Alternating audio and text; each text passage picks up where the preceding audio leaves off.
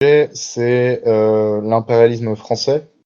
En particulier, on a déjà fait une formation qui est disponible dans l'onglet Liens utiles sur l'impérialisme en général. Mais pour la plupart des personnes qui sont ici, on vit dans l'État français. Donc, s'intéresser à l'impérialisme français en particulier, c'est nécessaire. Parce que c'est déjà la société dans laquelle on vit, premièrement. Et deuxièmement, c'est une des principales puissances impérialistes dans le monde. Donc, il y a un intérêt à l'étudier parce que c'est un peu un cas d'école, en fait, de l'impérialisme. Il y a en fait, il va y avoir des retours sur tout les formations qui ont pu avoir lieu jusqu'à présent, y compris notamment la formation sur les mouvements de libération nationale en Afrique et sur la formation sur l'impérialisme, ainsi que sur celle sur l'économie politique un peu. Je pense que c'est à peu près tout. Donc, sans plus attendre, on va pouvoir commencer. La formation est divisée en trois parties.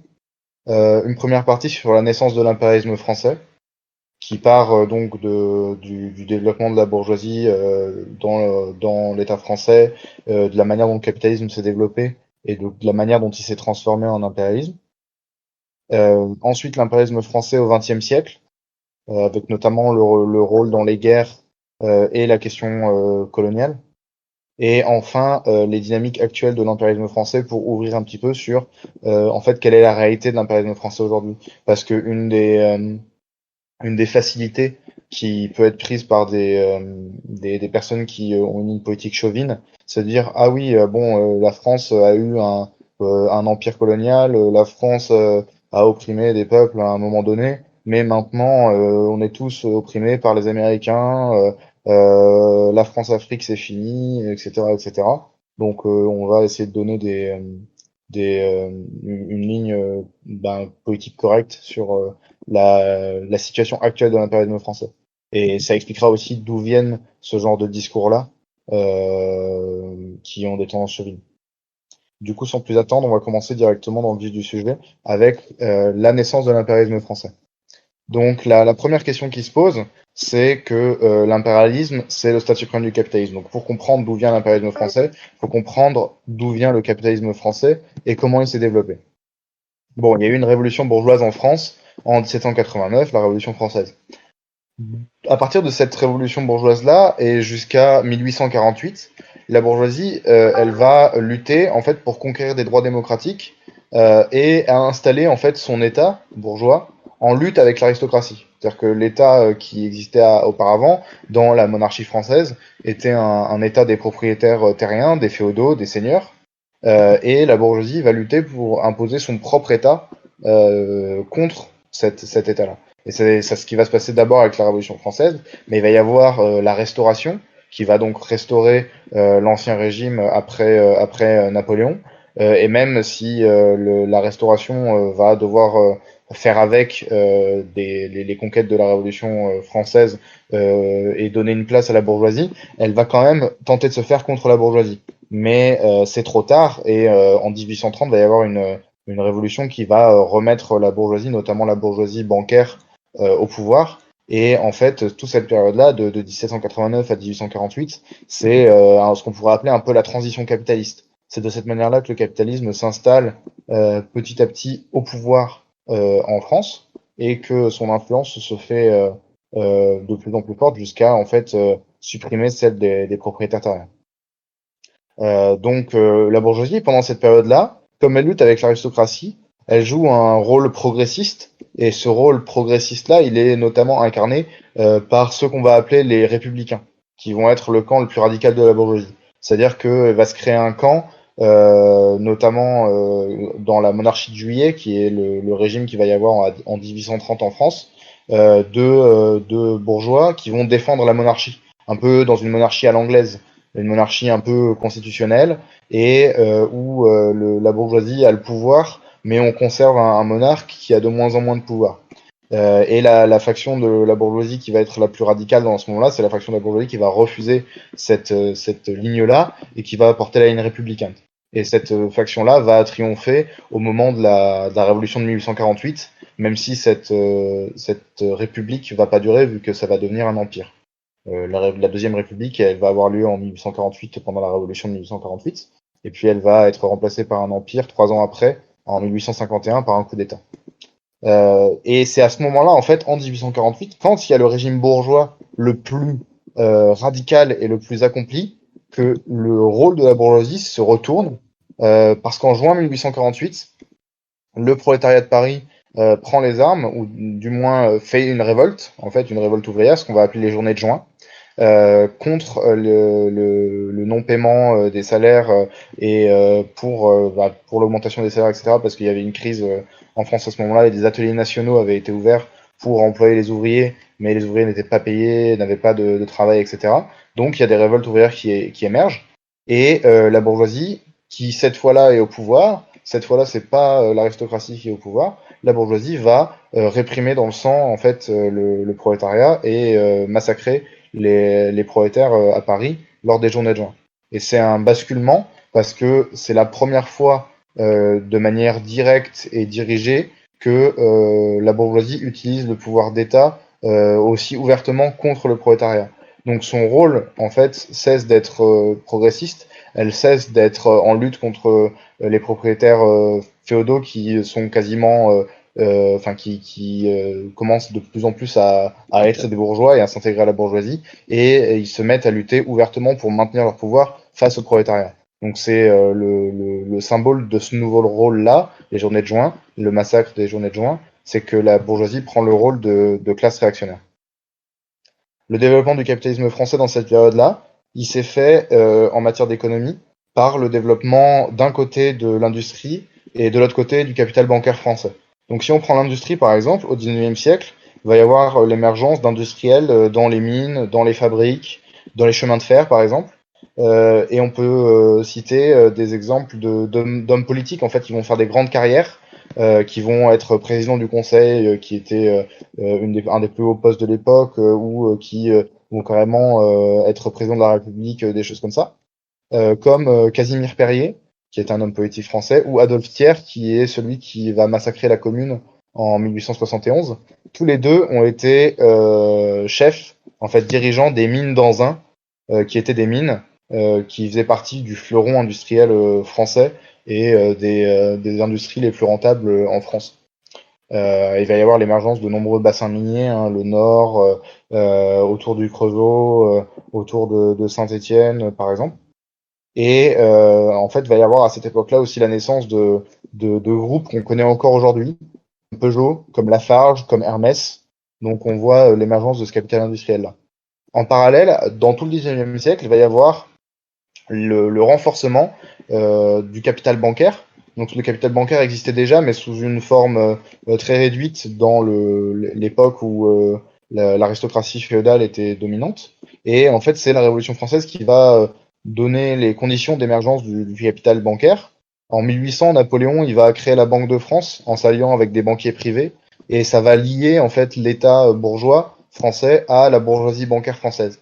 Et dans la deuxième moitié du XXe siècle, il va y avoir plusieurs banques qui vont être créées, et depuis ces banques-là, on peut retracer, parfois totalement directement, parfois par des fusions-acquisitions, etc.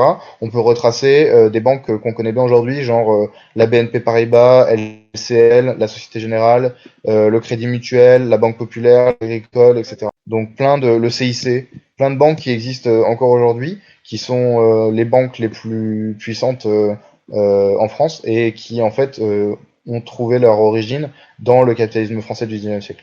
Donc il y a d'un côté ce capital industriel, de l'autre côté ce capital bancaire, et on verra ce qui se passe au moment de la naissance de l'impérialisme français avec ces deux types de capitaux.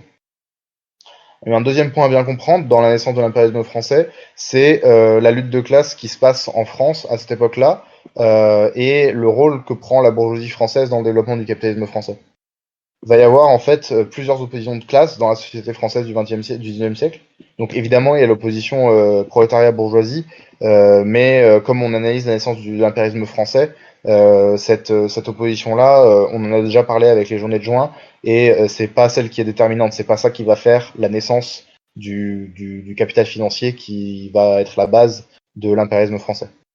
D'abord, il va y avoir une lutte qui va avoir lieu entre la bourgeoisie et l'aristocratie féodale. La bourgeoisie va réaliser la réforme agraire, donc c'est-à-dire que sous Napoléon notamment, la bourgeoisie va aligner l'intérêt des paysans sur le sien en supprimant les possessions des seigneurs féodaux, en supprimant leurs privilèges, etc. Et en faisant en fait que les paysans détiennent la terre sur laquelle ils travaillent, et ça va en fait parceler les terres françaises. Les terres françaises appartenaient en général à des grands propriétaires fonciers, des seigneurs, et la bourgeoisie en fait va faire une réforme agraire où les paysans vont avoir la terre et petit à petit se racheter les uns les autres, souscrire des dettes auprès des usuriers, etc. Ce qui au final va faire que la terre va devenir bon marché, va pouvoir être rachetée par des capitalistes, et c'est la bourgeoisie qui va s'en mettre plein les poches. Donc c'est de cette manière-là que la bourgeoisie va faire la réforme agraire et qu'elle va détruire la base de pouvoir de l'aristocratie féodale.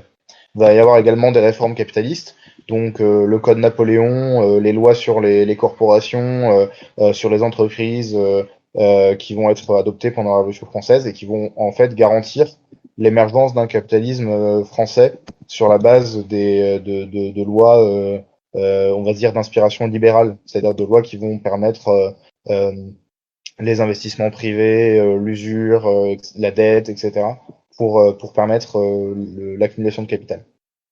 La société féodale, en fait, va devenir intenable. Les propriétaires fonciers féodaux ne vont pas pouvoir continuer à l'être, déjà parce qu'il va y avoir à certains moments une persécution politique. Il va y avoir ce qu'on va appeler les émigrés, qui sont des seigneurs qui sont partis se réfugier dans d'autres royaumes d'Europe quand il y a eu la Révolution française. Mais en fait, plus que cette répression politique-là, il y a avant tout la transformation économique de la société qui fait que c'est plus possible d'être un seigneur comme avant. Les rentes foncières, c'est-à-dire ce que touchaient les propriétaires de la terre, elles se transforment en capital, c'est-à-dire qu'elles commencent à être utilisées comme capital par les bourgeois, et la terre devient un capital. Et les aristocrates, en fait, malgré eux, deviennent des bourgeois pour pouvoir tirer leur épingle du jeu. Les familles aristocratiques qui continuent à exister sont des familles qui, en fait, deviennent des familles bourgeoises. Et en 1830, il y a une révolution. Cette révolution ne va pas remettre en question l'aristocratie, elle va laisser une monarchie au trône, la monarchie de Juillet, on va l'appeler. Mais par contre, elle va porter la bourgeoisie, qui va être attachée plutôt aux banques, à la tête de l'État.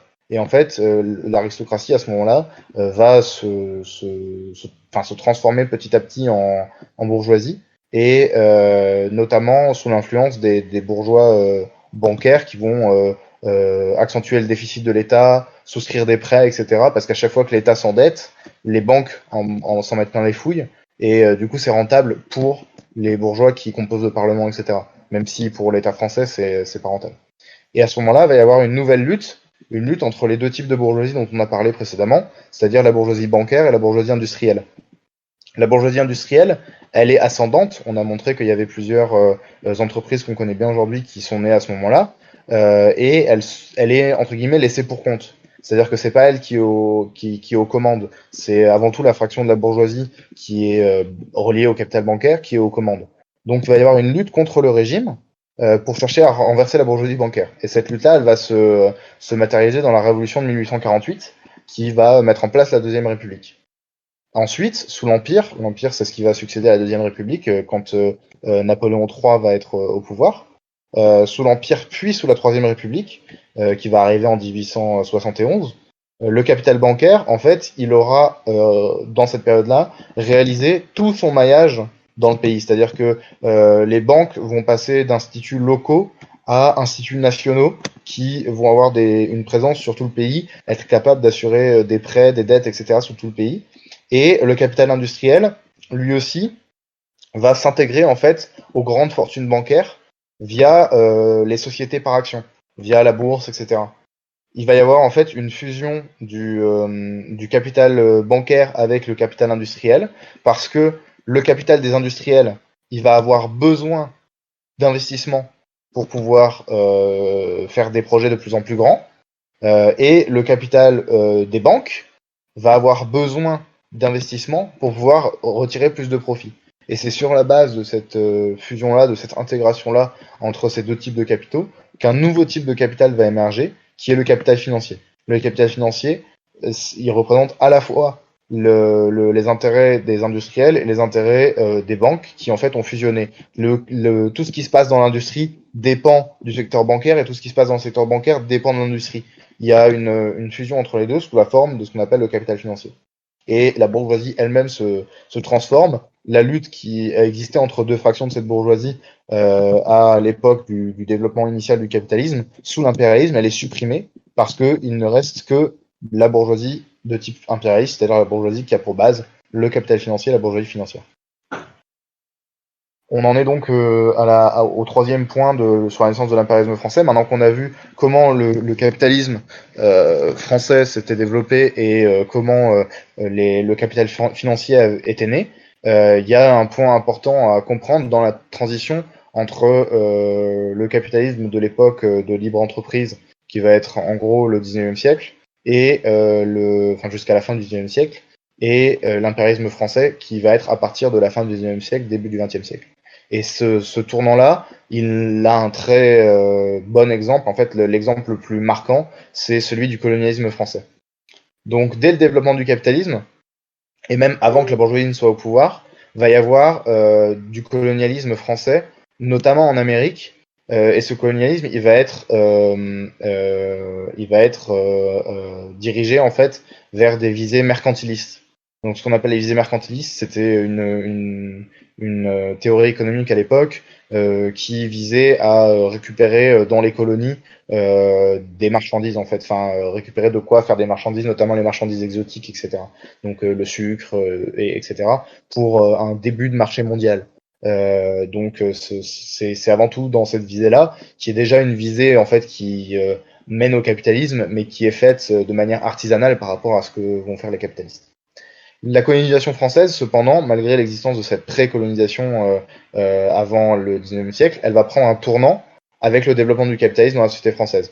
L'objectif, ça va plus être simplement de récupérer des ressources rares, etc.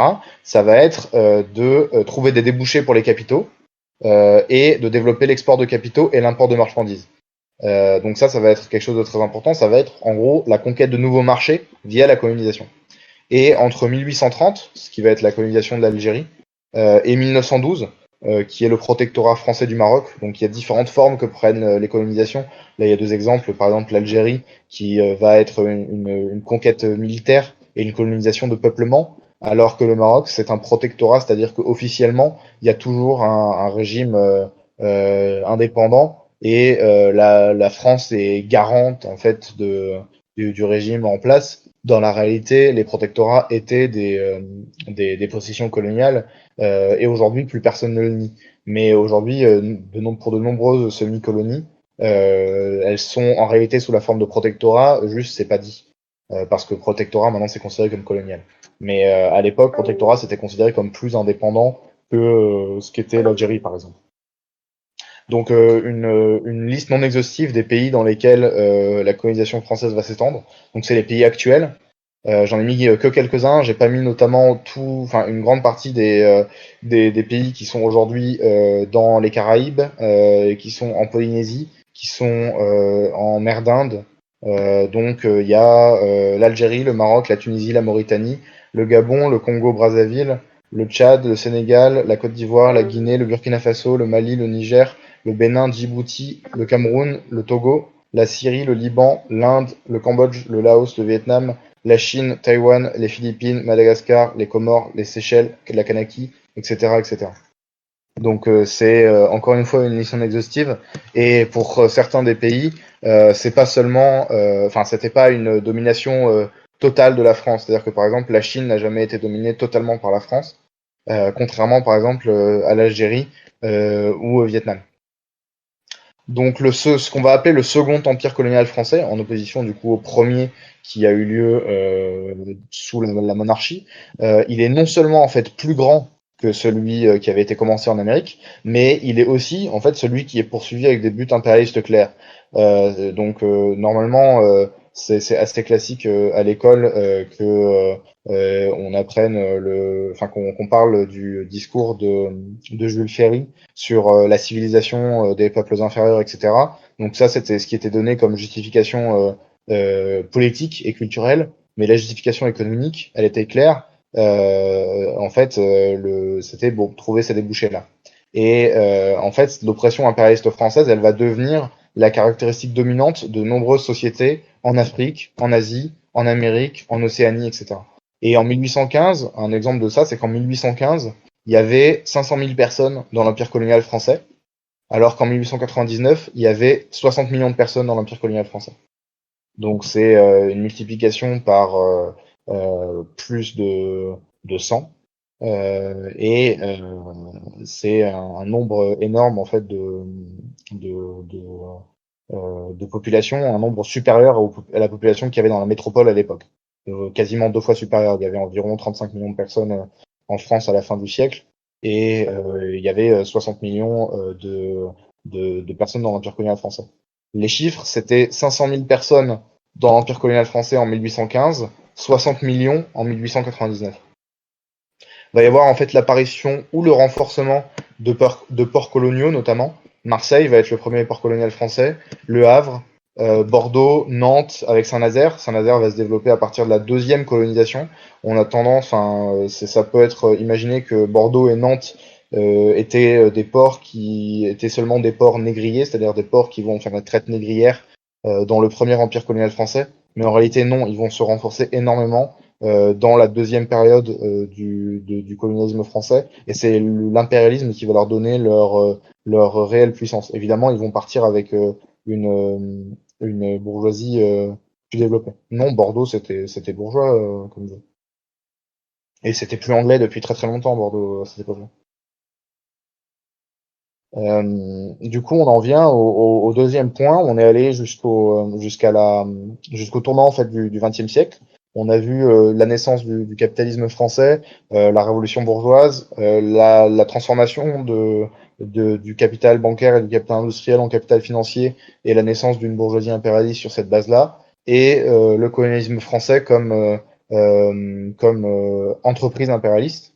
On en vient donc au rôle qu'a joué l'impérialisme français, notamment au XXe siècle. Et ce rôle-là, d'abord, on va l'analyser avec celui des guerres mondiales impérialistes, donc la Première Guerre mondiale, 14-18, et la Deuxième Guerre mondiale, 39-45. Dans le premier conflit mondial, en 1914-1918, c'est notamment des crises où l'impérialisme français était impliqué, qui vont renforcer les tensions et qui vont mener à la guerre. Donc il va y avoir une première crise qui va s'appeler la crise de Tanger en 1905 entre la France et l'Allemagne, et cette crise va renforcer les tensions impérialistes. Et la deuxième crise, c'est la crise d'Agadir en 1911, de nouveau entre la France et l'Allemagne, qui va rendre en fait toujours plus claire l'opposition frontale entre impérialisme français et allemand. Et donc on voit bien que c'est pas par hasard qu'on a parlé de colonisation juste avant, parce que la crise d'Agadir et la crise de Tanger, ça se passe au Maroc. Donc c'est dans ce pays-là que va y avoir l'opposition frontale entre l'impérialisme français et l'impérialisme allemand. Ça va être des crises, c'est-à-dire que ce qu'on appelle des crises, c'est que ça n'a pas mené directement à une guerre, ça a été résolu, mais il y a eu des tensions qui étaient proches de mener à la guerre à chaque fois. Et c'est notamment cet affrontement entre l'impérialisme français et l'impérialisme allemand sur le plan colonial, sur le plan de l'impérialisme en fait, qui va jouer un rôle dans la Première Guerre mondiale, en addition de ce qui existait déjà. Donc en France, il y avait le revanchisme, c'était ce qu'on appelait le courant qu'on appelait du fait que l'Allemagne avait conquis l'Alsace et la Moselle dans la guerre 30 ans, 40 ans plus tôt. Et va y avoir le revanchisme qui est de vouloir prendre ces terres-là, mais l'impérialisme français va aussi s'alimenter des tensions avec les Allemands au niveau de l'Empire et au niveau de l'Europe en général. Donc c'est ce rôle-là que va prendre l'impérialisme français, c'est le rôle en fait de catalyste des tensions à cette période-là avec l'impérialisme notamment allemand.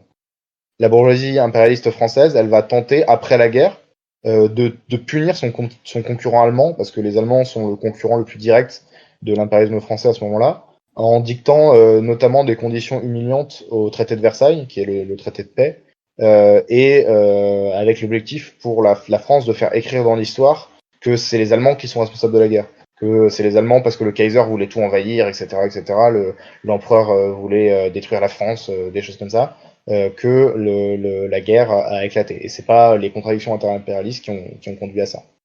Et au niveau d'autres interventions militaires de l'impérialisme français à cette époque-là, quand il y a la révolution soviétique en 1917, il y a eu une intervention étrangère en 1918, et l'impérialisme français fait partie des envahisseurs en Russie, et fait partie, enfin, il y avait plusieurs contingents français à cette époque-là en Russie, et pas des moindres. Enfin, pour parler de la Deuxième Guerre mondiale, il va y avoir une partie importante de la bourgeoisie qui va collaborer avec les Allemands et qui va collaborer avec les fascistes en général et qui vont même sponsoriser le fascisme dans leur propre pays pour défendre leurs intérêts face d'un côté à la révolution socialiste, notamment du coup en URSS, et face à la résistance communiste en France et à la crise de l'impérialisme en général qui avait eu lieu depuis 1929 et qui n'a pas épargné la France. Donc on voit bien que la bourgeoisie française, dans le cadre des guerres mondiales et dans le cadre des tensions interimpérialistes au niveau mondial, a été toujours très présente au XXe siècle et qu'elle a toujours été un des grands acteurs pour l'impérialisme français, une des grandes actrices pour la bourgeoisie française de ces conflits-là. Maintenant, sur la prétendue décolonisation et l'impérialisme français dans la deuxième moitié du XXe siècle.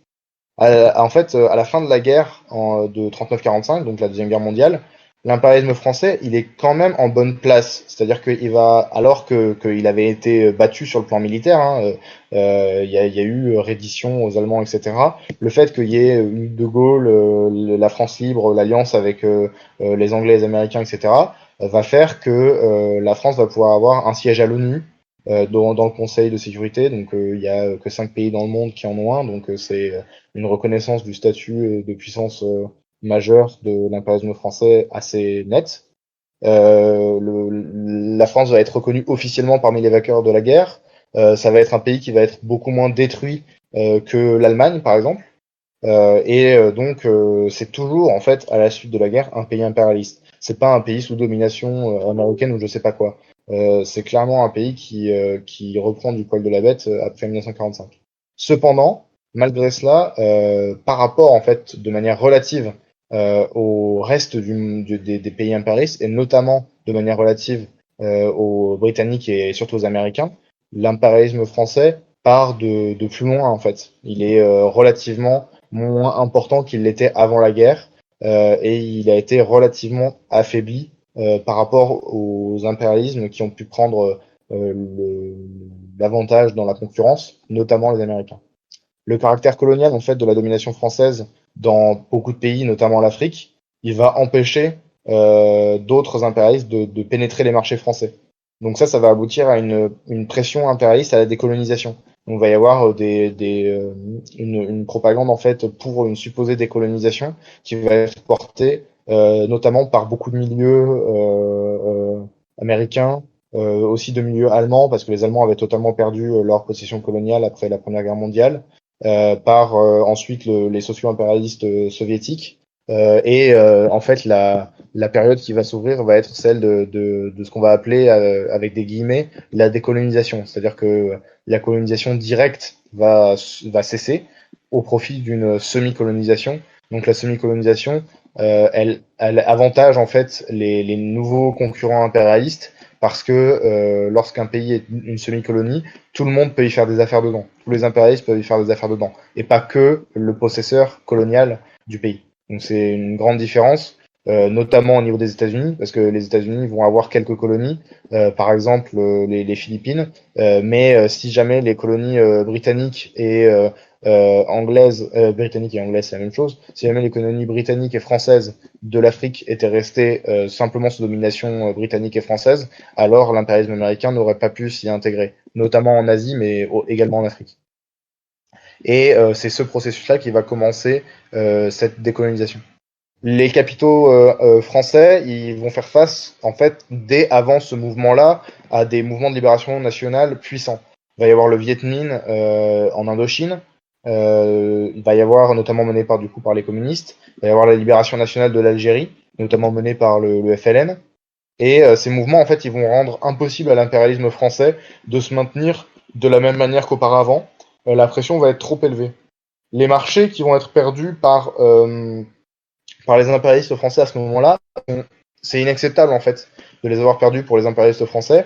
Ce qui va se passer, c'est que après avoir perdu par la force, notamment l'Indochine, l'Indochine va passer sous domination plutôt américaine, jusqu'au moment de la guerre du Vietnam, le Laos, le Cambodge, etc. Va y avoir une lutte anti-américaine, l'impérialisme français va d'un coup être devenir secondaire alors qu'il avait été dominant pendant enfin plutôt pendant 100 ans. En Algérie, va y avoir du coup la lutte de libération nationale jusqu'au bout, le départ des pieds noirs, etc. Donc autant dire que ce genre de conflit-là, ça permet pas aux capitalistes français de garder leur implantation dans le pays en question.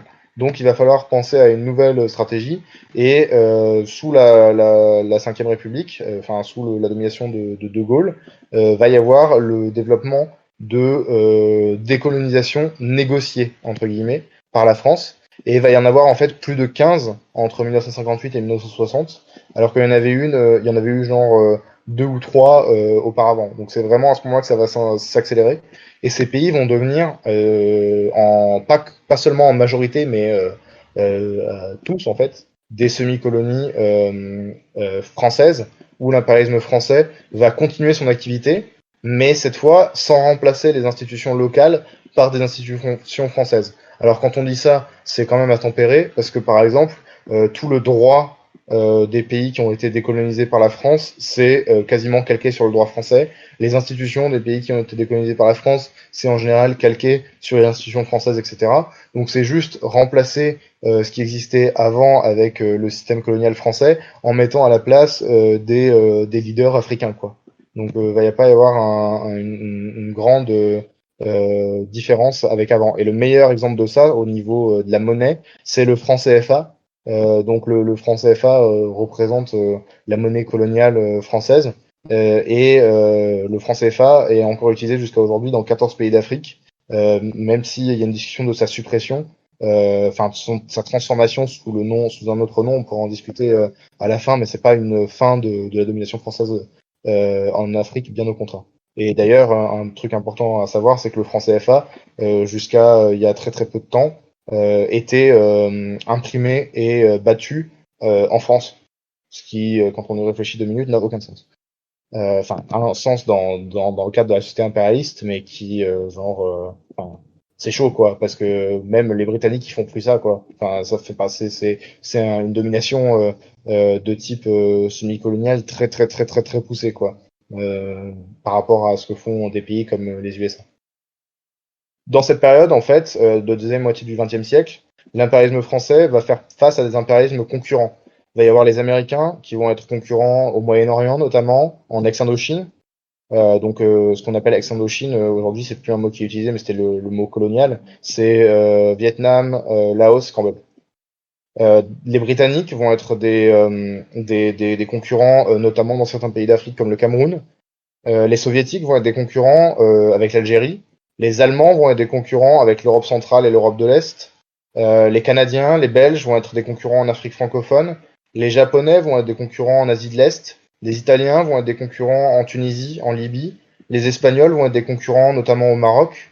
Donc on voit qu'il va y avoir en fait une recrudescence de concurrents auxquels l'impérialisme français va faire face, auxquels auparavant il ne faisait pas face parce qu'il était en domination coloniale et que du coup la domination était sans partage.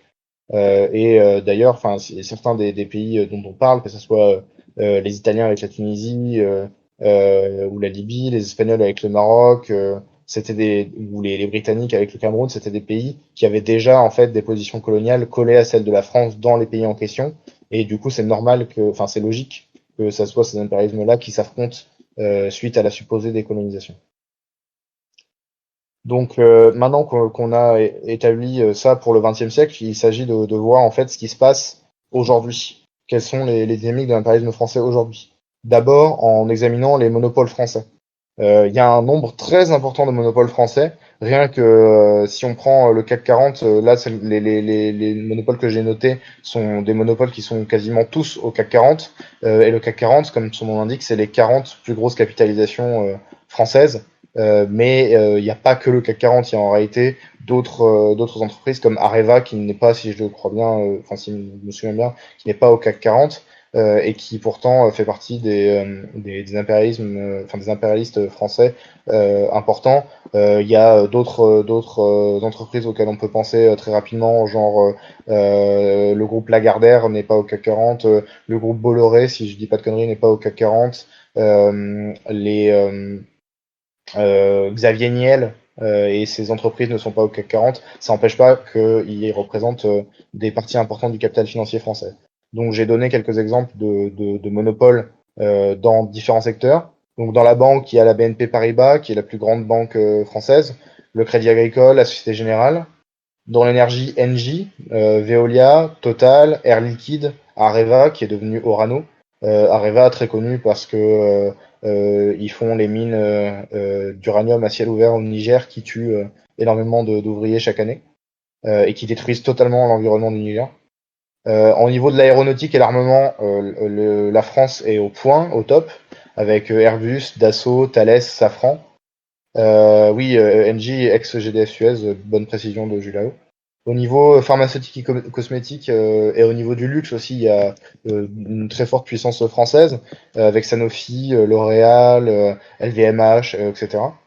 Au niveau du BTP, de la construction et des télécoms, on a Vinci, Bouygues, Orange, Lafarge, Vivendi. Et au niveau enfin de l'automobile, PSA, Michelin, Renault, etc. Donc il y a un grand nombre de monopoles français en fait, et qui sont dans tous les domaines et qui dominent certains marchés de manière très puissante. Par exemple, avant les sanctions de ces dernières années en Iran, Peugeot détenait 30% du marché iranien de la voiture. Orange est présent dans 21 pays d'Afrique et du Moyen-Orient, avec plus de 5 milliards de chiffre d'affaires réalisés seulement dans cette zone-là. Donc c'est des chiffres que j'ai repris de chiffres publics en fait, qui sont en général mis en avant par ces entreprises-là. Et si on faisait une map en fait complète des monopoles français, on se rendrait compte d'à quel point les monopoles sont déterminants dans la vie économique française et dans la vie économique de beaucoup de pays qui ne sont pas la France. Il va y avoir certains domaines où les monopoles français vont être extrêmement puissants et vont avoir des avantages relatifs par rapport aux autres. Donc aujourd'hui, c'est notamment dans le domaine du nucléaire, dans le domaine de l'aéronautique, dans le domaine de la pharmaceutique, et il y a également les banques françaises sont également assez importantes, notamment BNP Paribas. Il y a en plus de ces domaines-là un nombre important de ces monopoles. Ils peuvent être retracés en fait au développement de l'impérialisme français, soit par l'intervention directe du capital financier, donc des entreprises qui vont être intégrées aux capitalisations boursières, des entreprises avec un passé ou un présent colonial qui vont faire partie des plus grands monopoles français, ou alors par l'intervention de l'État. Donc par exemple dans les monopoles dont on a parlé, Orange et Engie sont des entreprises qui ont une partie de leur capitalisation qui est l'État français, en fait, l'État bourgeois français, qui est investisseur de ces entreprises-là. Et ces entreprises-là font partie des plus grands monopoles français. Donc il ne faut pas sous-estimer le rôle de l'État bourgeois dans la constitution de monopoles impérialistes. Et c'est notamment en France, c'était assez marqué parce qu'il y avait une influence de ce qu'on appelle le saint-simonisme, qui était une théorie socialiste bourgeoise du XIXe siècle, qui disait que l'État devait être en fait le dirigeant, la boussole du développement industriel. Et donc c'est pas étonnant qu'en France on retrouve pas mal de monopoles qui ont un jour eu ou ont toujours une certaine influence de l'État bourgeois en leur sein. Ça fait partie des caractéristiques de l'impérialisme français.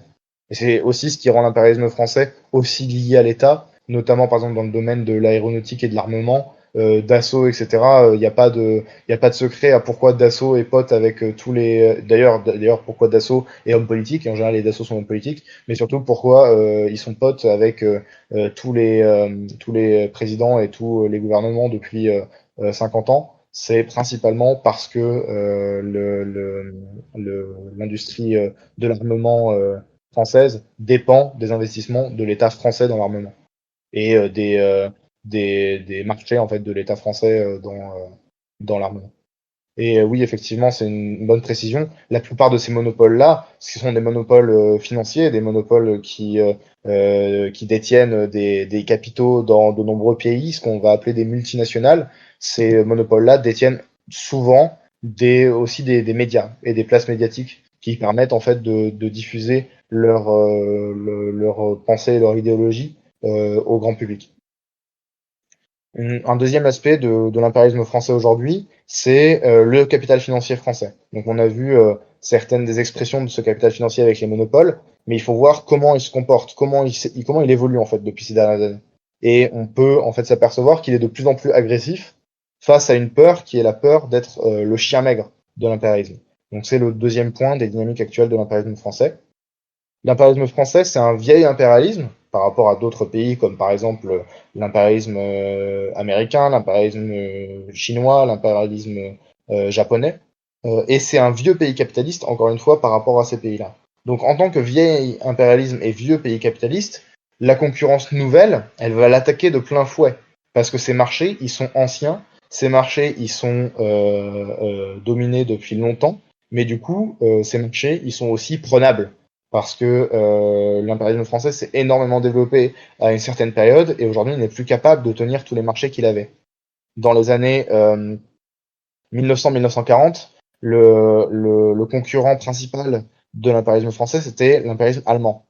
Puis dans les années 1940-2000, c'est notamment les États-Unis, le Canada, le Japon qui ont grignoté des marchés à l'impérialisme français. Et depuis les années 2000, un nouveau concurrent s'est rajouté, qui est notamment, enfin c'est particulièrement en Afrique, la Chine. Donc l'impérialisme français, il se retrouve dans une situation en fait un peu bâtarde parce que son capital financier est de moins en moins suffisant pour garantir la même présence qu'il avait avant, notamment en Afrique. C'est-à-dire qu'avant, quand il y avait beaucoup moins de concurrence, il pouvait s'étendre beaucoup plus, il pouvait négocier avec les quelques concurrents, il pouvait, quand le seul concurrent sérieux c'était les Britanniques, il pouvait prendre la moitié de l'Afrique. C'est ce qu'il a fait à la fin du XIXe siècle. Mais quand il y a les Belges, les Canadiens, les Américains, les Japonais, les Chinois, les Allemands, les Italiens, les Suédois, les Danois, etc., ça devient compliqué de prendre autant de marchés quand on pèse relativement moins que ces pays-là. C'est-à-dire que le capital financier français, même s'il reste un des majeurs dans le monde, relativement aux autres, commence à peser de moins en moins lourd, et notamment relativement à la puissance impérialiste qui est la plus ascendante, qui est le social-impérialisme chinois, notamment depuis les années 90-2000. Peut-être qu'on pourrait y revenir dans la question si ça intéresse des gens. L'impérialisme français, il va donc se retrouver dans une situation bâtarde comme ça, et il risque une position qu'on appelle la position de chien maigre. Comme l'impérialisme russe. L'impérialisme russe a été qualifié de chien maigre par Lénine, parce que en fait, les possessions relatives des Français, des Britanniques, des Allemands étaient très bien assises et défendues, alors que les positions de la Russie étaient constamment challengées par les autres puissances impérialistes. Donc il fallait constamment que la Russie défende son territoire, qu'elle défende son os, et que son os en fait réduisait de plus en plus face à la pression des autres impérialismes. Donc c'est ce qu'il a qualifié de chien maigre ou de maillon faible de l'impérialisme, de la chaîne de l'impérialisme. Et la France, notamment en Europe, par rapport à ce qu'elle était auparavant, en fait, par rapport à ce que l'impérialisme français pesait auparavant, il se retrouve de plus en plus dans cette position de chien maigre, même s'il n'est pas encore à un stade d'agression ouverte comme peut l'être par exemple l'impérialisme russe en Ukraine, ou comme il a pu l'être en Afghanistan.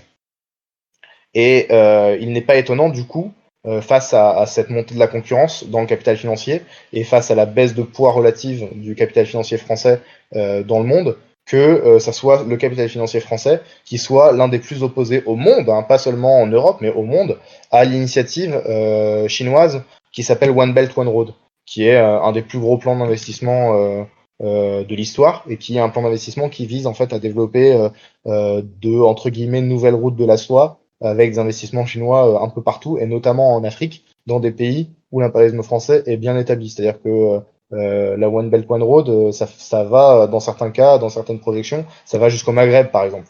Donc évidemment, ça traverse des pays dans lesquels l'impérialisme français est très présent. Et donc, c'est pas étonnant en fait que, la, que cette initiative-là soit refusée par l'impérialisme français. La carte qui a été envoyée par un camarade, c'est, je crois, la carte initiale qui avait été prévue par le gouvernement chinois.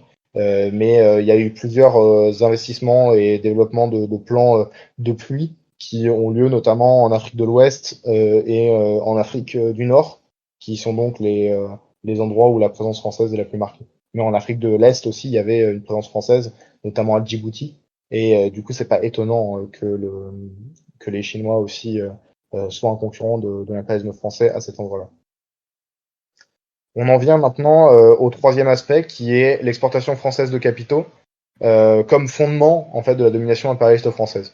C'est-à-dire que si les Français avaient des monopoles et qu'ils avaient un capital financier, ça servirait à rien s'ils n'exportaient pas des capitaux et s'ils n'en tiraient pas un profit. Donc c'est évidemment ça qu'il faut observer.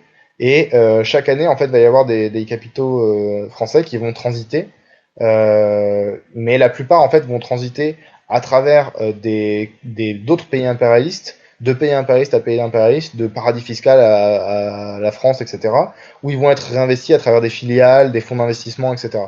Donc ce maillage, en fait, financier, il rend assez difficile à lire les exportations de capitaux français, parce que les capitaux sont exportés de la manière à rapporter le plus de profit. Donc ça signifie que si on peut passer par des endroits où on paie pas d'impôts, si on peut faire des investissements sous couvert d'entreprises locales, etc., on le fait, même si en réalité c'est du capital français qui investit. Donc les chiffres simplement des investissements directs étrangers qui sont le truc le plus clair à ce sujet-là, les IDE, ne sont pas en fait l'essentiel des exportations de capitaux français.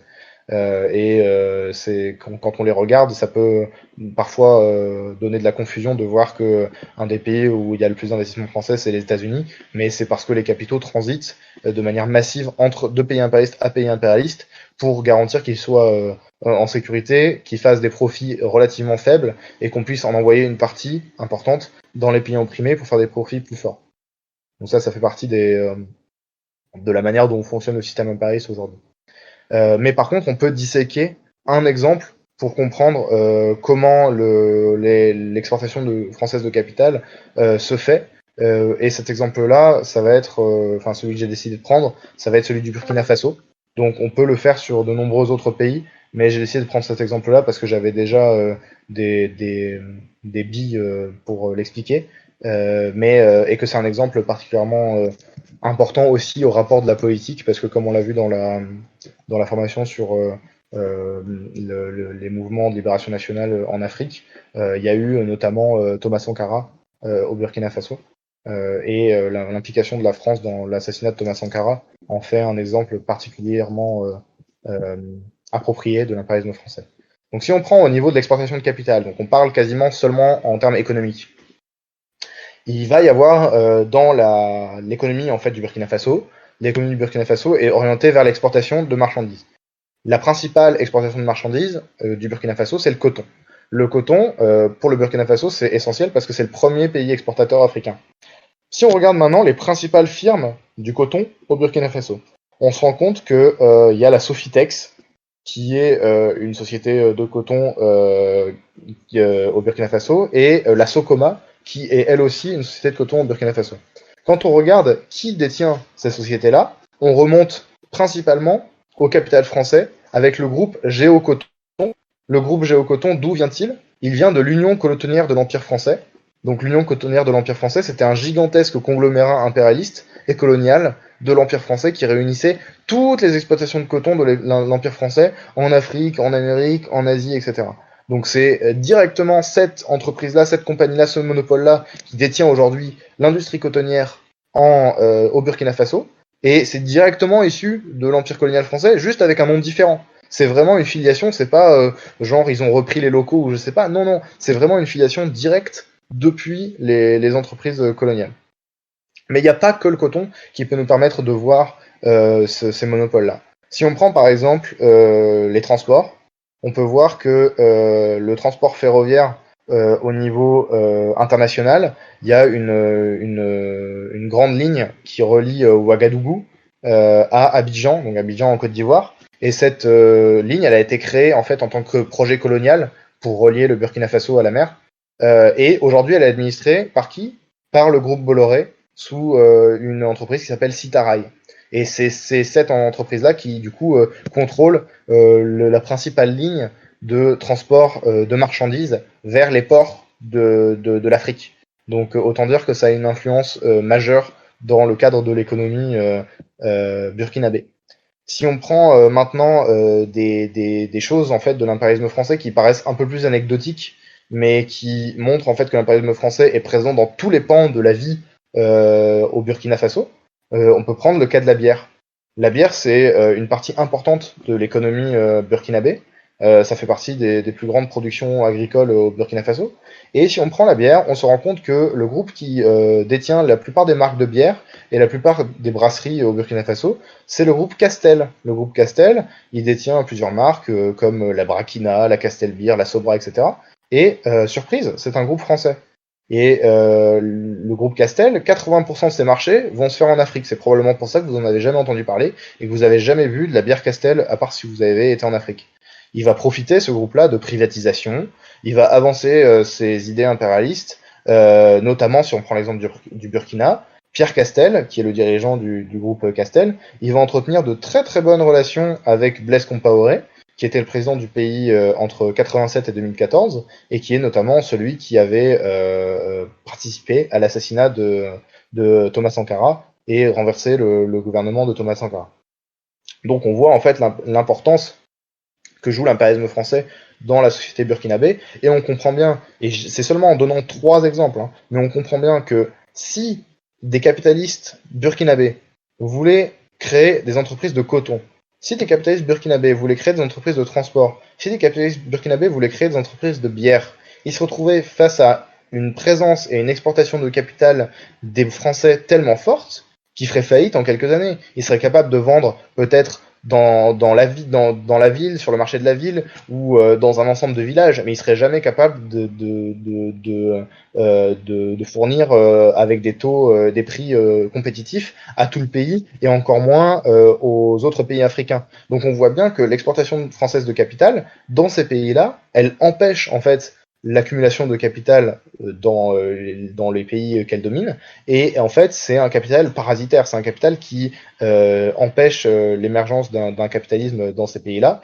et qui du coup fait que le profit est toujours fait sur le dos de l'économie locale, sur le dos des ressources locales. Et j'ai voulu volontairement montrer que ça pouvait avoir lieu sans qu'on parle seulement des ressources naturelles, c'est-à-dire sans qu'on parle seulement des mines, de l'or, de l'uranium, du pétrole, etc. Parce que évidemment, ça fait partie des choses que les impérialistes vont chercher en Afrique. Et par exemple, dans le cas du Burkina Faso, l'or est notamment dans une bataille entre Russes, Canadiens et Français. Mais l'impérialisme n'est pas présent que en extraction, en fait. Il n'est pas présent que pour prendre les ressources et aller les revendre au plus offrant sur un marché. Il pénètre tous les pans de la vie économique, même les trucs les plus classiques, enfin les plus anodins, genre ce qu'on boit, ce qu'on mange, et il contrôle en fait la vie économique du pays. Et si aujourd'hui un gouvernement venait au pouvoir au Burkina Faso qui refusait la présence des monopoles, les monopoles feraient pression sur ce gouvernement-là avec tout leur poids et tout le poids des capitaux qu'ils exportent au Burkina. Et c'était déjà ce qui s'était passé sous Thomas Sankara, et c'est pas étonnant que avec une pression telle, le gouvernement de Thomas Sankara, qui n'avait pas accompli totalement de révolution contre l'impérialisme et ne l'avait pas viré les armes à la main, on va dire, se soit fait renverser depuis l'intérieur, en fait, par des compradors qui vont avoir des intérêts à soutenir la France. Le 4e aspect de l'impérialisme français, c'est son rapport avec les unions internationales. Donc quand on parle d'union internationale, on parle à la fois de de trust, c'est-à-dire de très grands conglomérats, de fusion-acquisition, où il va y avoir des grands monopoles qui vont se former entre des monopoles de plusieurs pays. Et on parle aussi des alliances internationales type les traités internationaux, etc.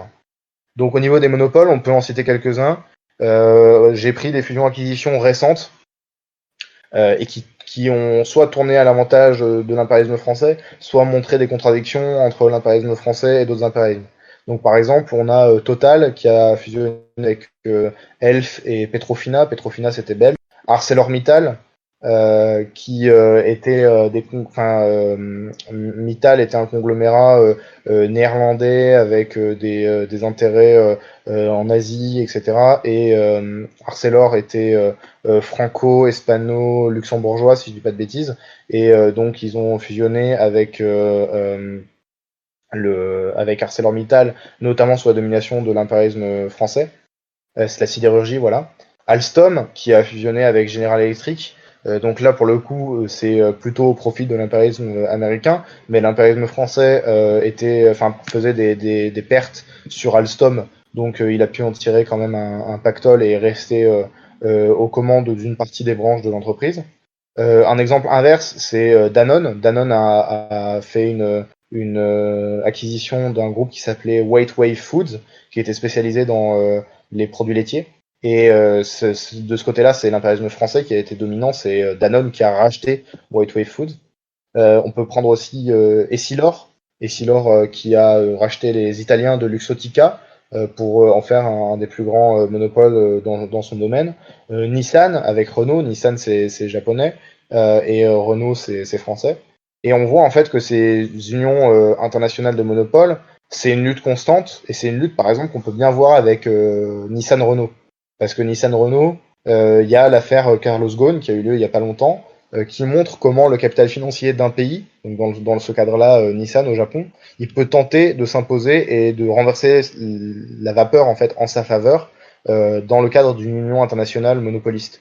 Donc en essayant de virer Carlos Ghosn et en changeant le leadership du conglomérat Nissan Renault, le capital financier japonais a tenté de s'imposer comme le capital dominant dans l'union en fait monopoliste entre les deux. Pour l'instant, c'est encore en train de décanter, donc on peut pas savoir exactement comment ça va se dérouler, mais les nouvelles nominations aux têtes des grands pontes des conseils d'administration à Nissan Renault, les nouveaux plans économiques de Nissan Renault, les nouveaux marchés d'implantation, etc., vont sûrement en dire beaucoup sur qui du capital français et du capital japonais est dominant dans cette union-là. Mais donc, ce qu'il faut retenir, c'est que dans le cadre de ces fusions-là, c'est jamais des fusions totalement consenties, etc. Elles se passent souvent avec des OPA. Les OPA, c'est des très grandes opérations financières qui sont préparées depuis longtemps, mais qui vont très rapidement pour en fait empêcher les actions soient rachetées et que y ait d'autres concurrents qui se mettent sur les marchés. Donc c'est une manière très agressive de fonctionner qui en général est au détriment d'un des deux capitaux qui sont présents dans la transaction, et des fusions-acquisitions qui sont souvent pas très consenties, parce que ça va être des entreprises qui vont par exemple être endettées ou qui vont être en perte ou qui vont avoir quelques problèmes, qui vont se faire racheter par des entreprises plus rentables qui vont les remettre sur le pied de guerre, ou alors va y avoir l'inverse avec les startups qui vont être des entreprises très rentables et assez petites et qui vont être en fait intégrées à des monopoles. Donc ça c'est très visible dans le cadre de Google avec comment ça s'appelle, Alphabet.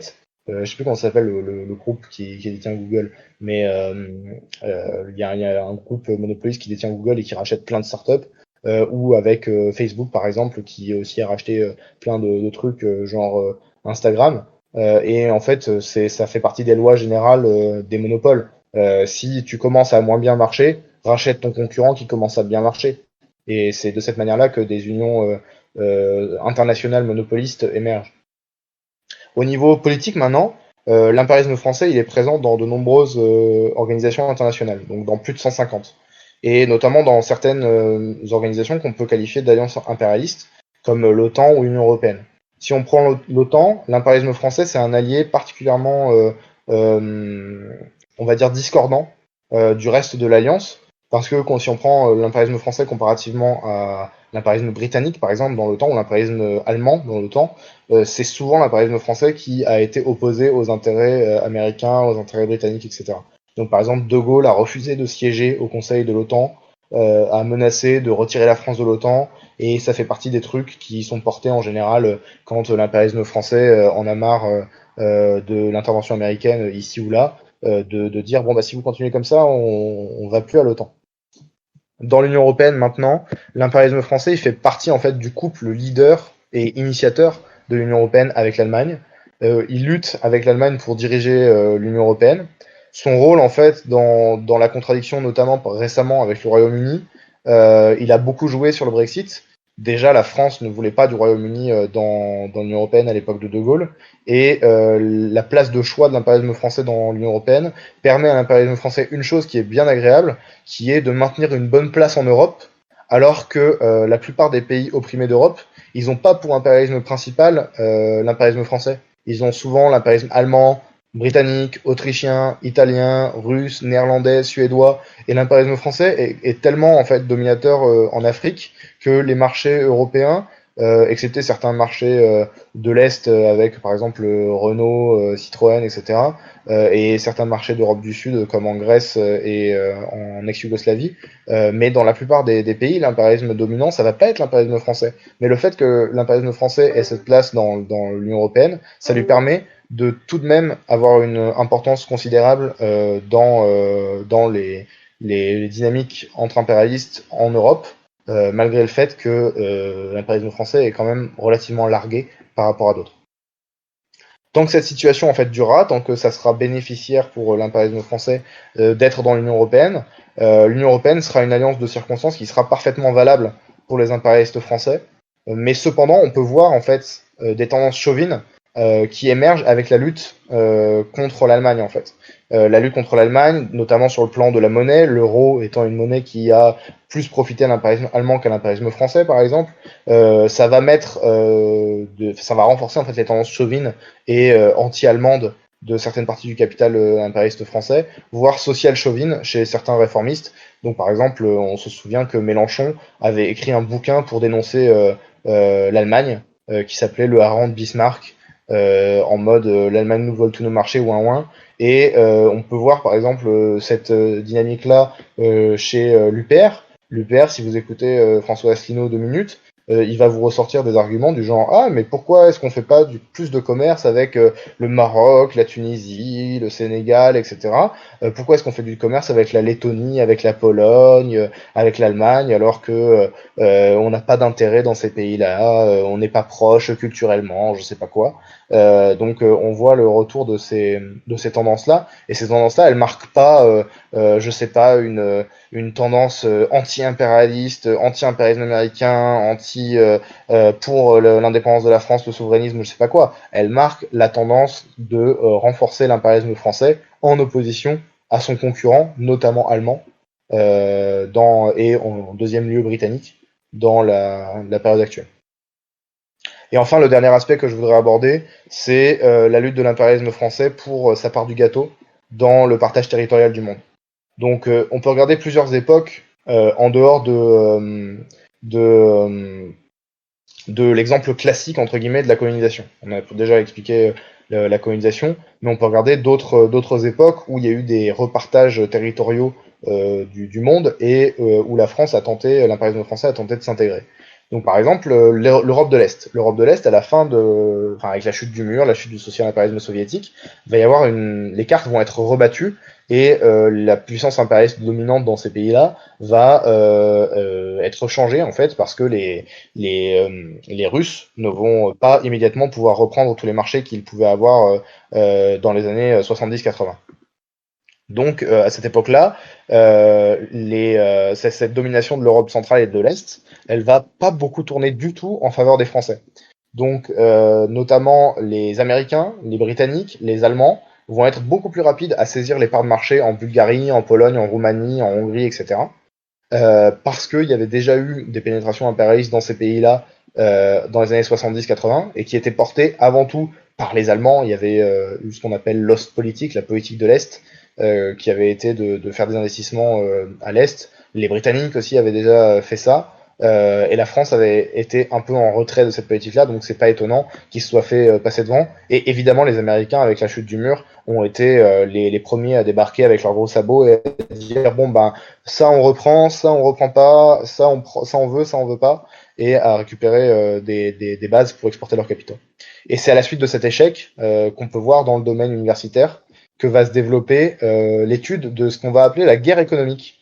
Donc bizarrement, quand l'impérialisme français se casse la gueule, se crée tout un secteur qui est la guerre économique, qui va permettre d'étudier comment conquérir les marchés, comment faire face à la concurrence, comment maintenir, développer ses taux de profit. Et l'école française de guerre économique va se développer après cet échec dans les années 90 à prendre les marchés d'Europe centrale et de l'Est. Au niveau militaire, entre 1962 et 2011, j'ai pris ces chiffres parce que c'est Wikipédia, j'ai pas trouvé jusqu'en 2020. Faudrait regarder, ça doit pas être impossible à trouver. Il y a eu 228 opérations extérieures françaises, donc des opérations militaires menées par la France à l'extérieur de ses frontières. C'est sans compter les opérations militaires menées par la France à l'intérieur de ses frontières, c'est-à-dire par exemple dans l'empire colonial qui continue à exister en France. Donc il y a eu par exemple l'intervention en Libye en 2011.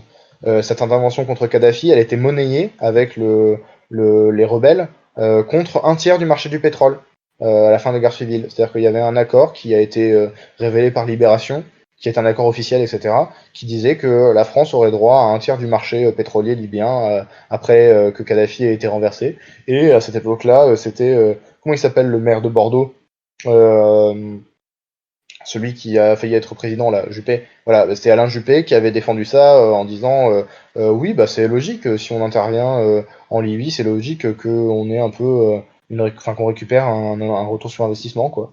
Donc au moins c'est assez assumé dans certains cas. La France, militairement, elle va être présente principalement en Afrique et au Moyen-Orient. Donc c'est des endroits où elle est présente d'elle-même. Donc c'est des entreprises militaires à initiative française. Et secondairement, elle va être présente en Europe, donc par exemple au Kosovo, en Amérique, par exemple en Haïti, dans des opérations de maintien de la paix, avec des gros guillemets. Donc ça, c'est des opérations de l'ONU qui défendent des intérêts impérialistes dans tel ou tel pays via des présences militaires. Et la France fait partie des pays qui envoient des contingents dans ces opérations de maintien de la paix là. Il ne faut pas les négliger ces opérations là parce que si on analyse par exemple l'impérialisme canadien, ou l'impérialisme japonais ou l'impérialisme suédois, c'est en général via ces formations-là, ces casques bleus, que les opérations militaires de ces pays-là sont conduites. C'est-à-dire qu'il n'y a pas vraiment d'opérations militaires propres. Par contre, il y a beaucoup de ces opérations de maintien de la paix là. Au niveau de l'Afrique, l'impérialisme français devient de plus en plus agressif. Donc après l'organisation de sommets de l'investissement en Afrique par les Chinois notamment, l'impérialisme français il va organiser ses propres sommets concurrents. Donc ça a commencé en 2018 la propagation, en fait, va y avoir une propagation générale dans les médias. Vous pouvez trouver ça sur Le Monde, vous pouvez trouver ça dans Les Échos, dans la plupart des grands médias français. Il va y avoir la propagation de l'idée que l'impérialisme français, il est mal aimé, le pauvre en Afrique, que les investisseurs français ont plus la cote, que les gouvernements africains, ils aiment de moins en moins l'impérialisme français, qu'ils pensent pas aux investisseurs français quand il faut demander des investissements étrangers, etc., etc. Et que l'impérialisme français doit se relancer en Afrique, qu'il faut relancer ses ambitions. Et notamment, il y a eu la mise en place d'un forum, c'est la photo de la diapo, un forum qui s'appelle Ambition Africa, qui cherche en fait désespérément à ralentir la perte de vitesse de l'impérialisme français en Afrique et de maintenir la domination française sous la forme de la France-Afrique qui existe depuis la domination impérialiste. Donc voilà, j'en ai fini avec cette présentation. Je termine là-dessus et je vous laisse à vos questions. Il y avait déjà des questions qui avaient été posées, peut-être qu'on peut les recopier. Mais du coup, voilà, j'ai fini.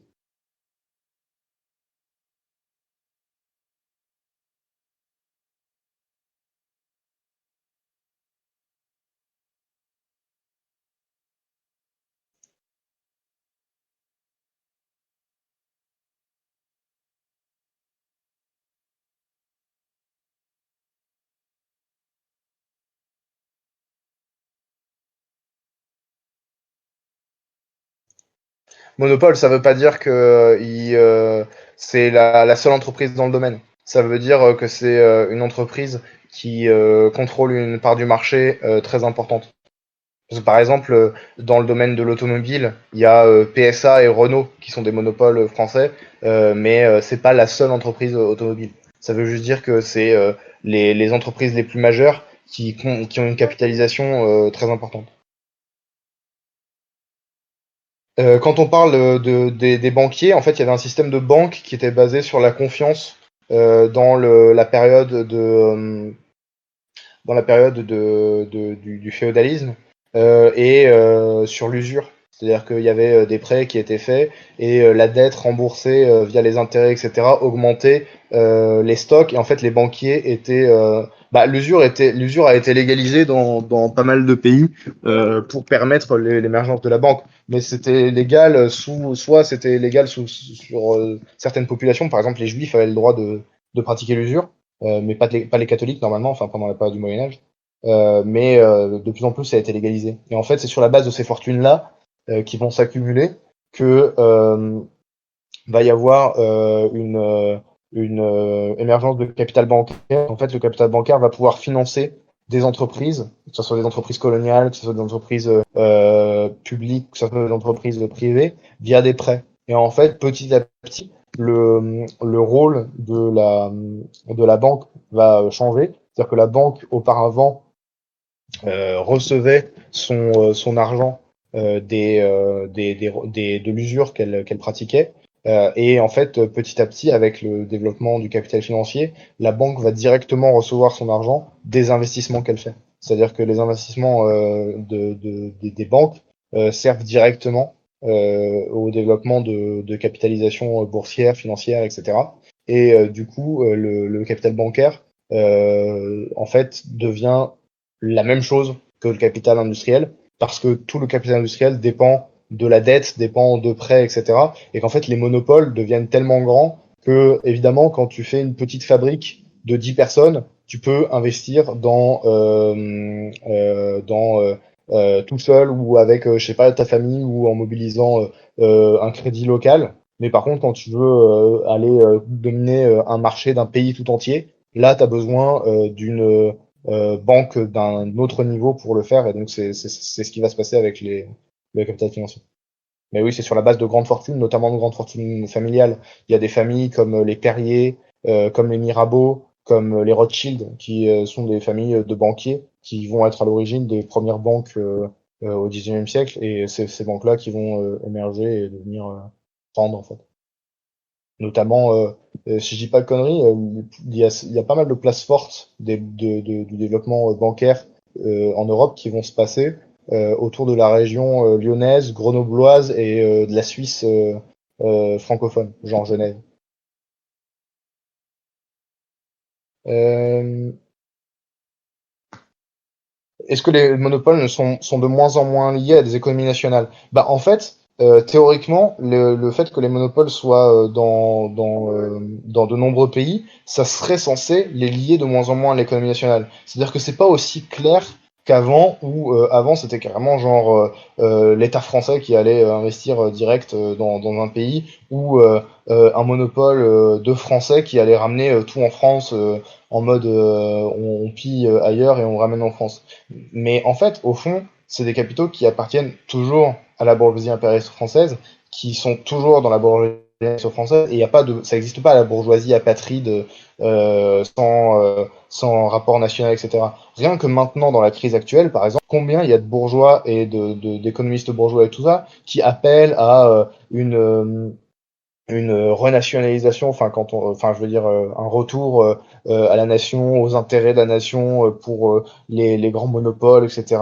Prendre soin de l'intérêt de la nation, etc. C'est pareil en période de guerre. C'est au final dans ces périodes de crise là que la nature nationale de la bourgeoisie impérialiste se fait sentir en fait. C'est-à-dire que tant qu'il n'y a pas de menaces et qu'on n'est pas dans une période de crise aiguë, il est plus rentable de vouloir qu'il y ait le libre marché partout, que les marchés soient le plus ouverts possible, comme ça on peut faire le plus de pénétration impérialiste qu'il faut. Mais dès qu'on doit défendre son os face à d'autres chiens affamés, là, les mesures de protection, etc., ça devient ultra nécessaire. Et par exemple, je pense pas qu'on puisse dire que, enfin, si on pense au capital américain, je pense pas qu'on puisse dire que le capital américain, je sais pas, est moins lié à la nation américaine, etc. Surtout quand on voit les mesures protectionnistes qui ont été mises en place récemment, la guerre commerciale qui a eu lieu avec la Chine, etc.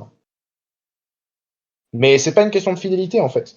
C'est en fait que les capitalistes en tant que qu'acteurs économiques, ils aient pas de fidélité à la nation, qui se disent pas comment je peux faire pour améliorer la nation française, etc. C'est logique parce que le développement du capital fait que le capital est de plus en plus présent dans tous les coins du pays. Donc évidemment, le capital français qui part à la conquête du monde, c'est pas le même en 1890 que celui qui existe en 2020.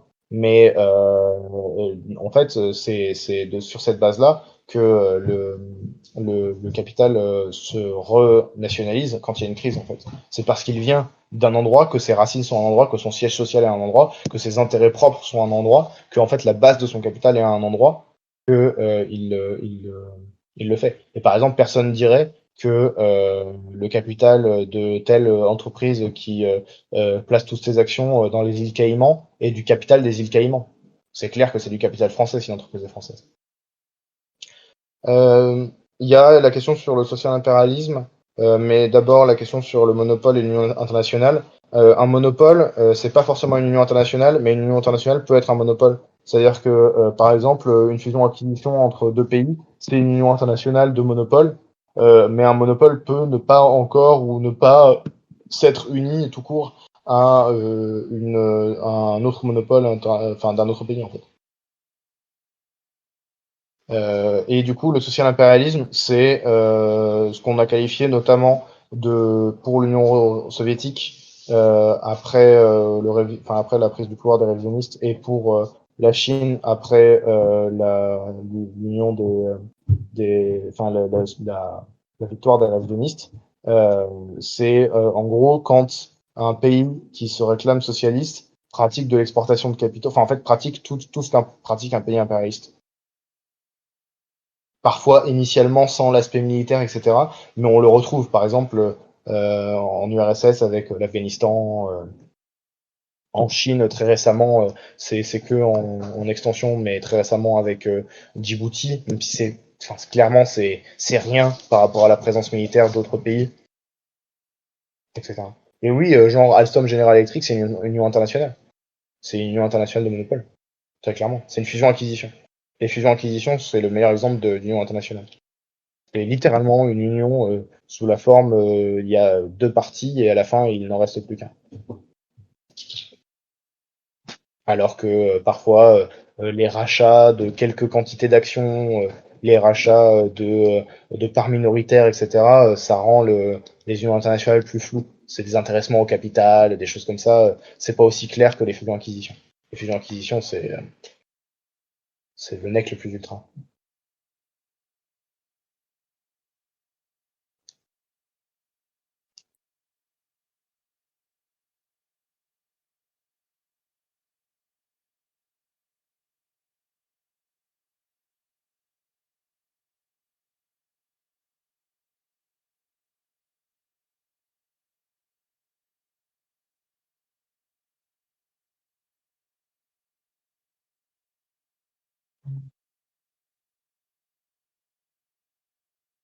Si vous avez des questions ou si vous voulez répondre à des trucs ou dire des trucs, n'hésitez pas aussi à mettre vos micros si vous avez des micros.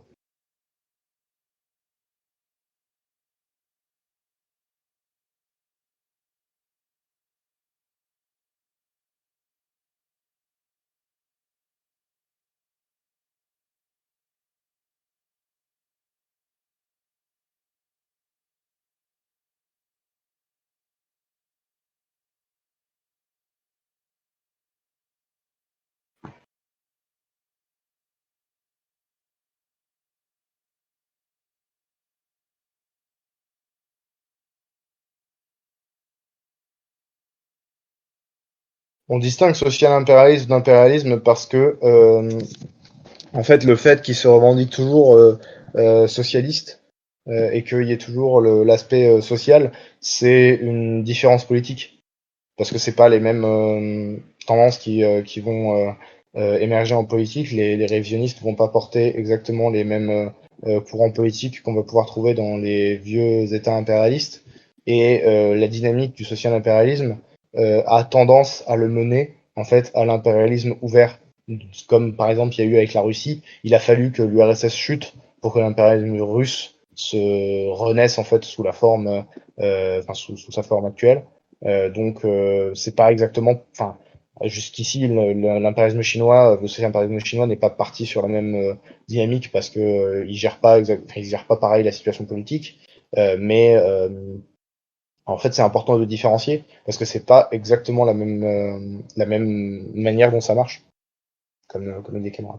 Et aussi c'est important de différencier parce que c'est de l'impérialisme qui est mené par des révisionnistes. C'est-à-dire que quand l'impérialisme chinois a développé ses programmes impérialistes dans les années 90, avec ce qu'on appelait la Go Out Policy, la politique de sortir en fait des frontières et d'aller investir ailleurs, notamment pour les industries qu'on appelait matures. Donc c'était les industries type le coton, le tissu, etc., les habits qui ont été exportés notamment en Asie du Sud-Est, type Bangladesh, Vietnam, Laos, Cambodge, et en Afrique, type Éthiopie, Kenya. Quand il y a eu ça, en fait, la justification, c'était une justification du genre oui, il faut renforcer la prospérité de notre pays et apporter la prospérité partout ailleurs, etc. Par exemple, rien que dans la politique de prêt de la Chine, la manière dont la Chine développe son impérialisme via la dette et les prêts ne fonctionne pas de la même manière que les anciennes puissances coloniales le font. C'est-à-dire que les anciennes puissances coloniales font des prêts via notamment les institutions financières genre le FMI, qui sont des institutions internationales, alors que la Chine va faire des prêts directement, comme les colons le faisaient, mais il y a comme c'était fait par les colons, mais genre il y a 100 ans. Et du coup, le fait de faire ça, ça va faire que les prêts sont beaucoup plus avantageux pour les gouvernements africains, parce qu'il y a beaucoup moins de conditions qui sont attachées à ces prêts-là, que du coup, ils vont s'endetter beaucoup plus, et que vu qu'ils vont s'endetter beaucoup plus, ils vont devoir beaucoup plus aux impérialistes chinois, et que du coup, les impérialistes chinois vont pouvoir se servir de ça pour saisir notamment des capitaux dans les pays en question. Donc, par exemple, saisir des ports, saisir euh, des, euh, des aéroports, des gares, des choses comme ça, des mines.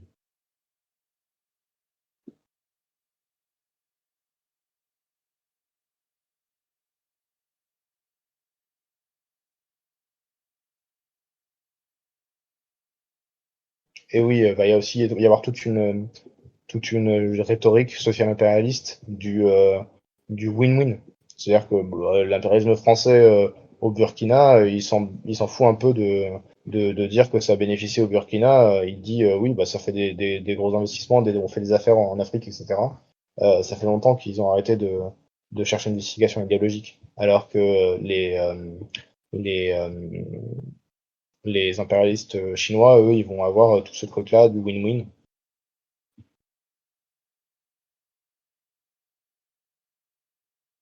Ouais, principalement, c'est lié à ça. Principalement, c'est lié à ça.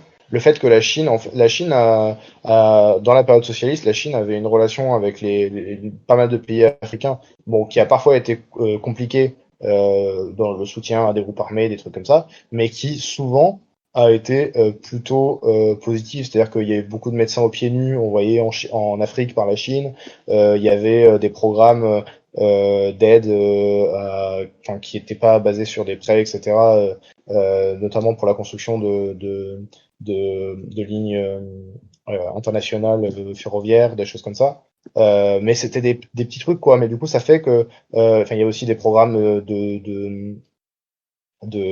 pour les étudiants africains d'échange avec les universités chinoises. Et du coup, tout ça faisait que la Chine n'était pas considérée comme un pays impérialiste, comme un colon, mais comme un grand frère du tiers-monde, quoi.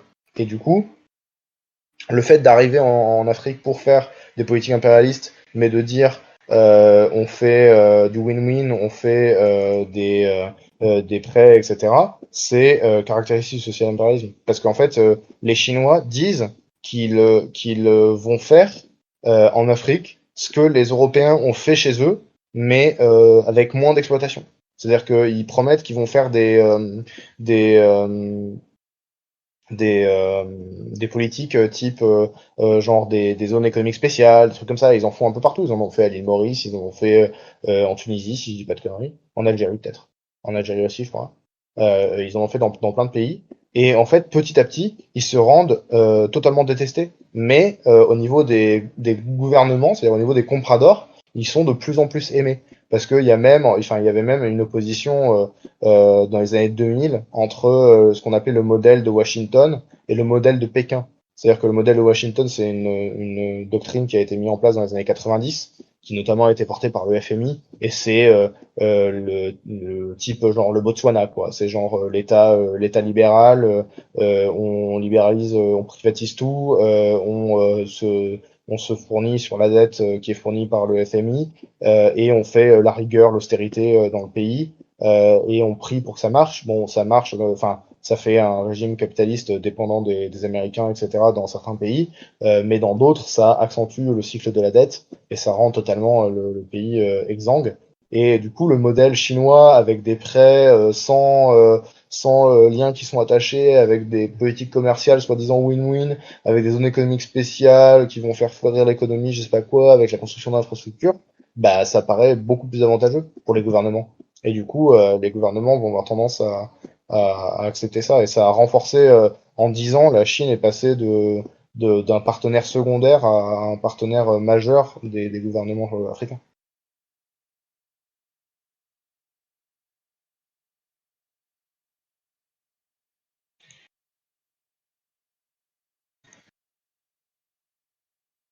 Et on peut voir d'ailleurs, enfin, le sondage est intéressant parce que le sondage montre que dans certains pays où l'impérialisme chinois est arrivé relativement tôt et où il s'est développé dès les années 90, les gens approuvent de moins en moins, en fait.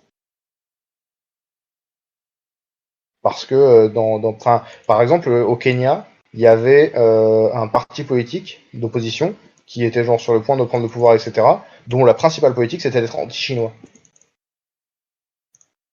Ils faisaient des grands meetings anti-chinois, etc. Il y a aussi des trucs de ouf en Afrique, genre par exemple, il y a une grande rumeur, personne ne sait vraiment si c'est vrai, enfin genre c'est très discuté et personne n'a vraiment de preuves exactes du truc, mais il y a une grande rumeur qu'il y aurait plusieurs centaines de villages chinois en Afrique, notamment en Afrique de l'Est, Afrique centrale, qui seraient peuplés de colons chinois et qui seraient gérés en sous-main par l'État chinois, etc.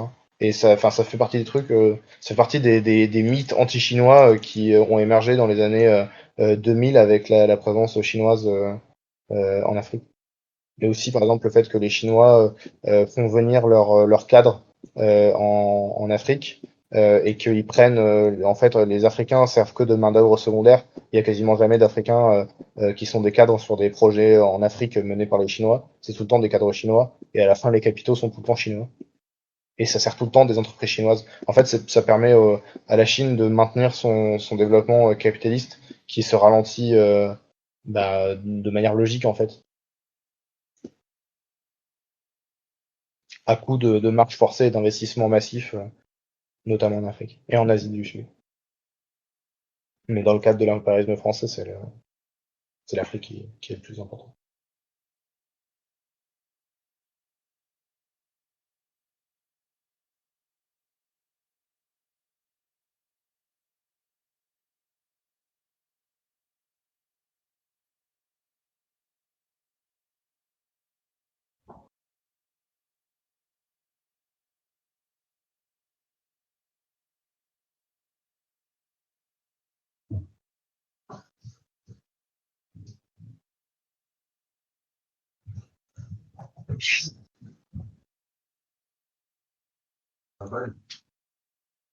Au niveau des échanges de capitaux, c'est pas de la captation en fait. C'est notamment de la gestion de dette.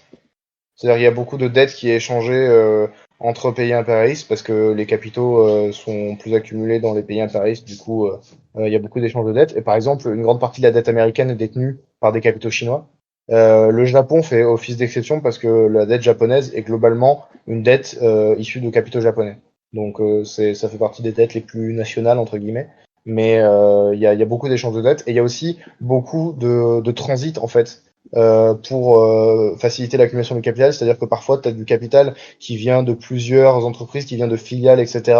Et en fait, il transite par un pays impérialiste. Il y a des investissements qui sont faits dans des filiales dans des pays impérialistes qui ensuite transitent via des paradis fiscaux ou des choses comme ça pour garantir le moins de paiement d'impôts et le plus de retour sur investissement et de profit. Et en fait, une partie va être dédiée à l'investissement dans les pays opprimés. Parce qu'en fait, il faut savoir que l'investissement dans les pays opprimés, c'est une règle générale du capitalisme, qui d'ailleurs est une règle qui est reconnue par les économistes de bourgeois. L'investissement dans les pays qu'on appelle, nous, communistes opprimés, l'investissement est plus rentable. C'est-à-dire que les taux de retour sur investissement sont plus rentables parce que le taux d'accumulation du capital est moins élevé. Et en fait, le moins il y a d'accumulation du capital, le plus les retours sur investissement sont grands. Ça fait partie des règles de base de l'économie capitaliste. Mais la situation en fait des investissements dans les pays opprimés, avec notamment parfois l'instabilité politique, parfois le fait que les investissements peuvent prendre plusieurs années parce qu'il faut construire les infrastructures, etc., font que ce retour sur investissement il est risqué, et du coup, il y a une grande partie du capital qui transite entre pays impérialistes pour aller, quand c'est les moments les moins risqués, dans des pays opprimés, revenir dans des pays impérialistes quand ça devient compliqué, retourner dans les pays opprimés, etc. Et en fait, c'est des flux constants. Faut pas analyser le truc comme un, un truc mécanique en fait en mode tous les capitaux français vont dans les pays africains. Il y a une grosse partie des capitaux qui tournent en fait. Et c'est le fait qu'ils tournent qui permet de les accumuler. Enfin, ça fait partie des trucs quoi. Alors que en fait entre pays impérialistes, les ressources sur investissement sont genre minimes de chez minimes. Enfin, si tu as des capitaux français qui transitent aux États-Unis, au Canada, dans des banques d'investissement en Suisse, etc., ils fructifient pas. En fait, ils fructifient quand ils vont faire des investissements. Enfin, quand ces capitaux-là sont utilisés par des fonds d'investissement dans des pays opprimés. C'est celles-là qui sont fructifient le plus en tout cas. Il y a une question sur l'agressivité de l'impérialisme français. Alors, je suis pas Madame Irma, donc je sais pas si l'impérialisme français va se mettre à faire plus d'interventions armées, etc. Mais en tout cas, l'impérialisme français veut se maintenir parce que bah, l'Afrique, c'est quand même son précaré dans une certaine partie de l'Afrique et que bah, il est dans la merde s'il se maintient pas. Parce que encore une fois, on l'a déjà dit, mais l'Europe de l'Est et l'Europe centrale, c'est trusté par d'autres puissances impérialistes que lui.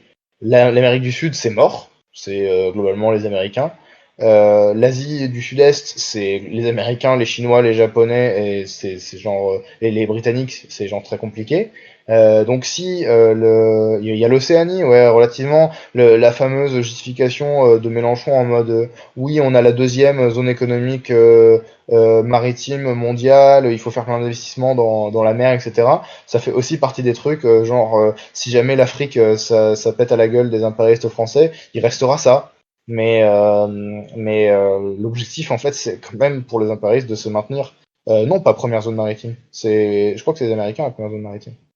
Euh, mais du coup, ouais, ça fait partie des trucs que l'impérialisme français doit maintenir. Et du coup, euh, si on prend pour base ce qu'on a vu à chaque fois que l'impérialisme français était face à un concurrent direct qui l'attaquait, etc., il est allé vers plus d'agressivité, il est allé vers des crises, etc. Donc, il n'y a pas de raison que aujourd'hui la situation soit différente.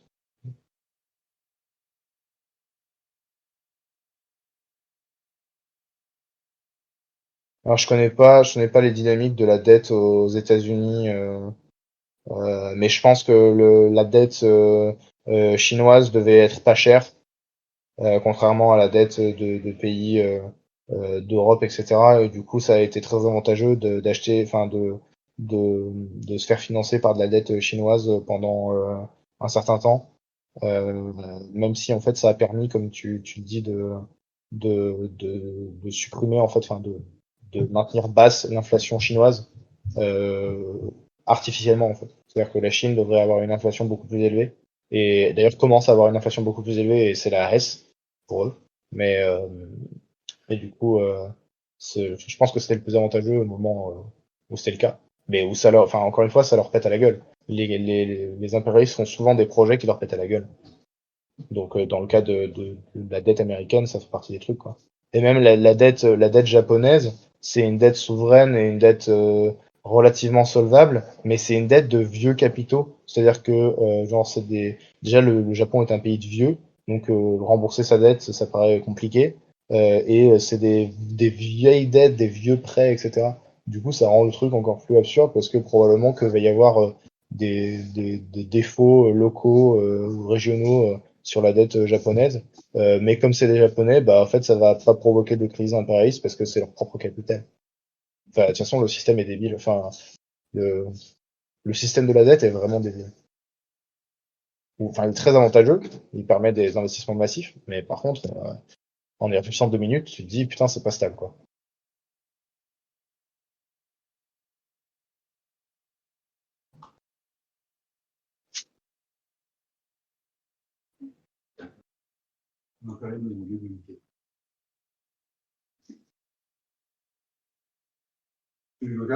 Non, merci. Un représentant de l'impérialisme américain chez moi qui propose du coca.